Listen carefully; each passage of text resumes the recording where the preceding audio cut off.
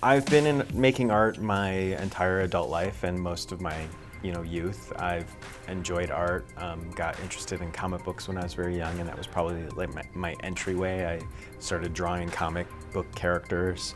My current job right now, actually, I do user experience design, which is a little bit graphic design related, but it's also not just full-on graphic designs.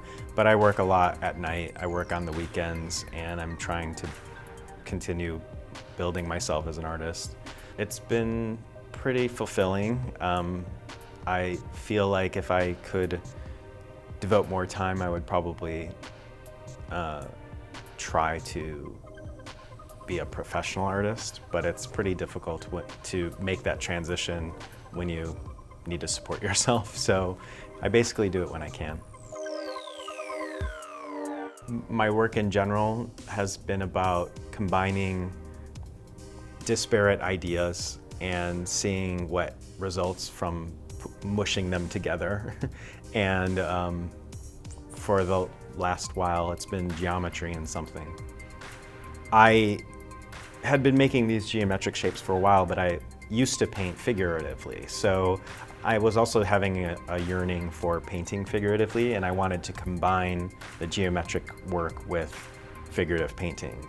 Whether that meant that I was going to just place like a 2D object over a figurative face, or creating like a headdress, which would create, again, these really realistic lights and shadows when I'm painting.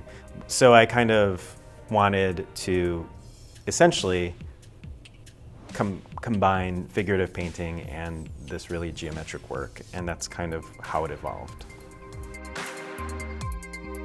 My work is not super symbolic, it is more tangential. So I just like to combine these forms and let imagination kind of make the connections more than try to force any connections. So I like to make some connection and hope that conversations happen more than anything.